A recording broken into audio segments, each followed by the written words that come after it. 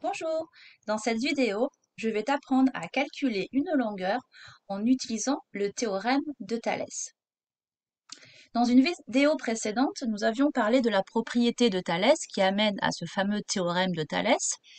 Cette propriété disait que si deux triangles sont déterminés par deux parallèles et deux séquentes, alors ces triangles sont semblables. On dit également que les côtés correspondants des triangles sont proportionnels. Alors, je t'ai remis ici les deux configurations que tu pourras retrouver dans le théorème de Thalès. La première configuration qui se trouve ici, que moi j'appelle celle des triangles emboîtés. Et puis ici, tu as la configuration des triangles papillons.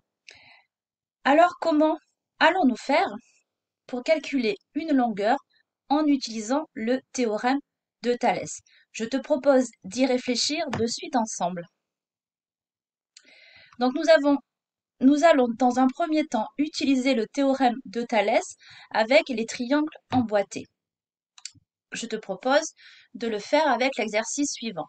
Tu as ici ta configuration de triangle emboîté et nous allons calculer la longueur AD, sachant que nous avons des droites parallèles et que dans l'énoncé, on nous donne certaines valeurs.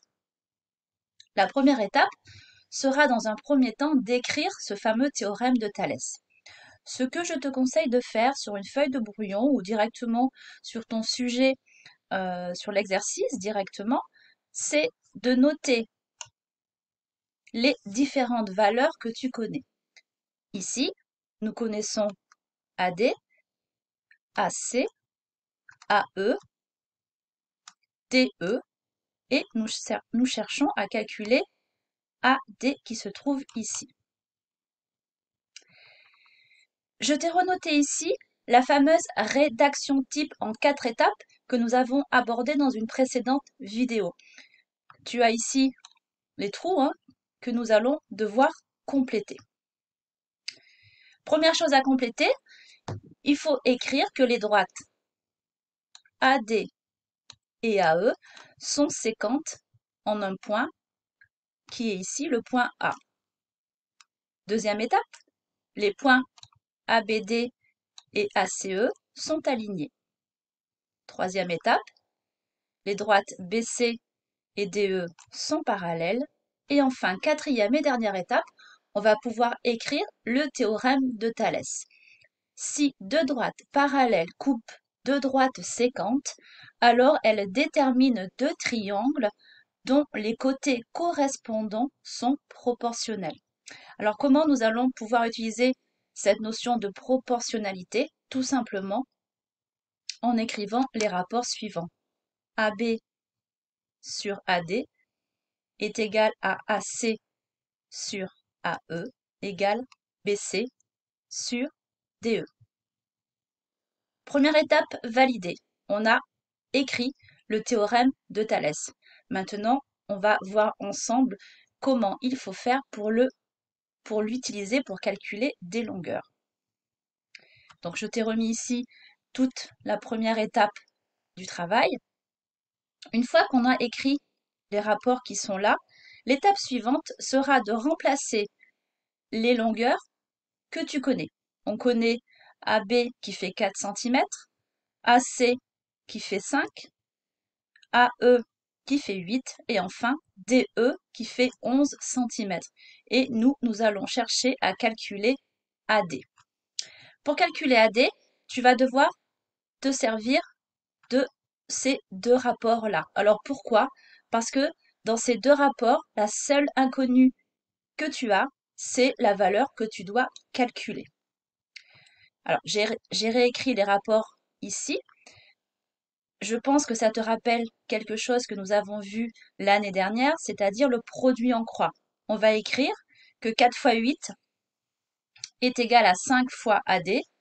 On va pouvoir en déduire que AD est égal à 6,4. On n'oublie pas de faire une phrase de conclusion. AD mesure 6,4 cm. Alors nous avons accompli notre première mission. On va maintenant essayer d'accomplir la deuxième et dernière mission de cette vidéo, c'est-à-dire utiliser le théorème de Thalès lorsque les triangles sont en configuration papillon. Je te propose de le faire avec l'exemple qui se trouve devant toi. On va calculer ensemble DE, sachant que nous avons des droites parallèles et que l'on nous donne certaines valeurs. Comme tout à l'heure, la première étape sera d'écrire le théorème de Thalès et tu peux également t'aider en utilisant un schéma sur lequel tu auras noté les différentes valeurs que tu connais. Alors on y va. Je t'ai remis ici notre fameuse rédaction type en 4 étapes que nous allons devoir compléter. On va noter que les droites DB et EC sont séquentes en A, que les points CAE et BAD sont alignés, que nous avons les droites BC et DE qui sont parallèles, et enfin, nous allons pouvoir écrire notre théorème de Thalès. Une fois que nous avons noté cela, nous pouvons écrire les rapports proportionnels et ça nous permettra de valider cette première étape. Maintenant, on va calculer.